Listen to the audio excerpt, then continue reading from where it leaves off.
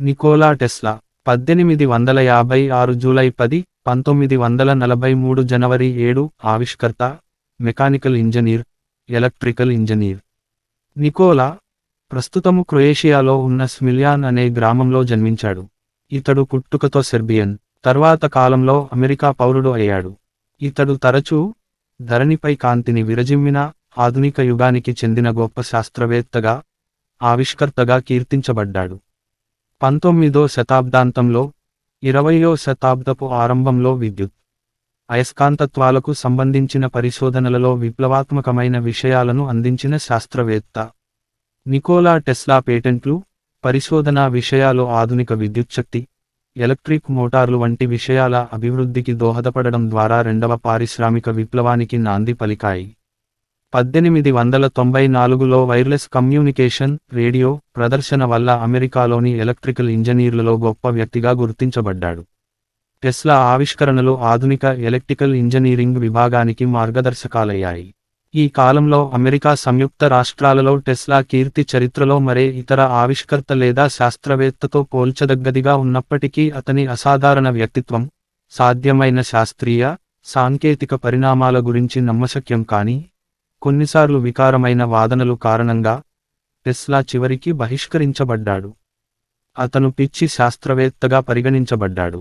తన ఆర్థిక విషయాలపై ఎప్పుడూ ఎక్కువ దృష్టి పెట్టని టెస్లా 86 సంవత్సరాల వయసులో పేదరికంతో మరణించాడు. అతస్కాత అభివాహ సాంద్రత లేదా అయస్కాంత ప్రేరణ, సాధారణంగా అయస్కాత క్షేత్రం B గా సుపరిచితం, SI ప్రమాణం నకు అతని గౌరవార్థం టెస్లా గా నామకరణం చేశారు. అదే విధంగా టెస్లా 1893లోనే తక్కువ స్థాయిలో లైట్ బల్బులు ప్రదర్శించాడు. అసంపూర్తిగా ఉన్న తన వార్డెన్క్లిఫ్ టవర్ ప్రాజెక్టులో పారిశ్రామిక శక్తి స్థాయిలను ఖండాంతరాలకు ప్రసారం చేయాలని ఆకాంక్షించాడు. దీని ఫలితంగా ఎలక్ట్రానిక్ పరికరాలకు వైర్లెస్ శక్తి బదిలీ టెస్లా ప్రభావం మూలంగా జరుగుతుంది.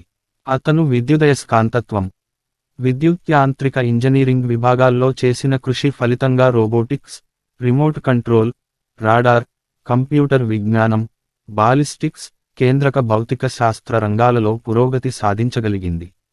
1943లో యునైటెడ్ స్టేట్స్లోని సుప్రీంకోర్టు అతన్ని రేడియో ఆవిష్కర్తగా పేర్కొంది. ఆరంభం. నికోలా టెస్లా పుట్టిన ఇల్లు, క్రొయేషియాలోని స్మిల్యాన్ గ్రామంలో నికోలా విగ్రహం. 23 వయస్సులో టెస్లా, circa .1879.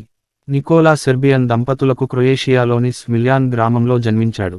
అతను సరిగ్గా ఉరుములు మెరుపులతో వర్షం పడుతున్నప్పుడు అర్ధరాత్రి జన్మించాడని ఒక కథనం ఉంది. ఇతని బాప్తిస్మపు ధృవీకరణ పత్రం ప్రకారం 28 జూన్ NS 10 జూలై 1856న జన్మించినట్టు. ఈయన తండ్రి మిలుటిన్ టెస్లా, స్రెమ్స్కీ కార్లోవ్చి పట్టణ ప్రాంతంలోని సెర్బియన్ ఆర్థోడాక్స్ చర్చిలో మతప్రచారకుడు, తల్లి లూకా మాండిక్ గా పేర్కొనబడినది.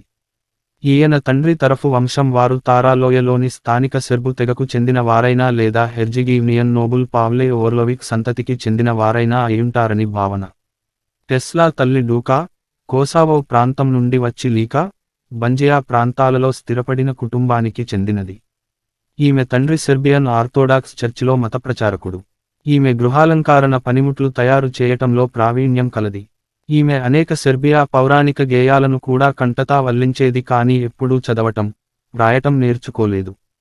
నికోలా 5 సంతానంలో 4వవాడు. ఈయనకు ఒక అన్న, డేన్. నికోలాకు 5 ఏళ్లున్నప్పుడు గుర్రపు స్వారీ ప్రమాదంలో మరణించాడు. 3 సోదరీమణులు, మిల్కా, ఆంజెలీనా, మరికా. 3 ఈయన కుటుంబం 1862లో గాస్పిక్కు తరలివెళ్ళింది. టెస్లా కార్లోవాక్లో చదువుకున్నాడు. 4 ఏళ్లలో పూర్తి చేయాల్సిన విద్యను 3 ఏళ్లలోనే పూర్తి చేశాడు. టెస్లా ఆ తర్వాత 1875లో గ్రాజ్లోని ఆస్ట్రియన్ పాలిటెక్నిక్, ఇప్పుడది గ్రాజ్ సాంకేతిక విశ్వవిద్యాలయం లో ఎలక్ట్రికల్ ఇంజనీరింగు పూర్తి చేశాడు. అక్కడుండగా ఆల్టర్నేటింగు కరెంటు యొక్క ఉపయోగాలను అధ్యయనం చేశాడు. కొన్ని మూలాలు ఈయన గ్రాజ్ విశ్వవిద్యాలయం నుండి బాచిలరేట్ పట్టా పొందాడని చెబుతున్నవి. అయితే విశ్వవిద్యాలయం మాత్రం టెస్లా పట్టభద్రుడు కాలేదని, 3వ సంవత్సరపు మొదటి అర్ధభాగంలో తరగతి గదిలో జరిగే పాఠాలకు హాజరవటం మానేశాడని, ఆ తరువాత చదువు కొనసాగించలేదని చెబుతున్నది. 1878 డిసెంబరులో తన కుటుంబంతో తెగతింపులు చేసుకొని గ్రాజ్ వదిలిపెట్టి వెళ్ళిపోయాడు.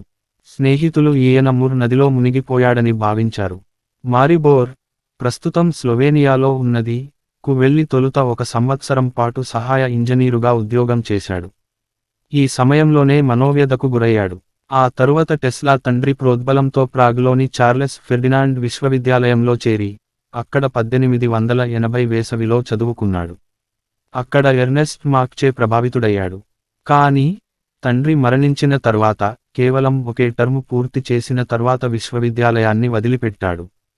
టెస్లా అనేక పుస్తకాలు, శాస్త్రీయ రచనలు చదవటం ప్రారంభించాడు. తన ఏకసంధాగ్రాహ్యంతో అమాంతం పుస్తకాలనే వల్లెవేయటం ప్రారంభించాడు.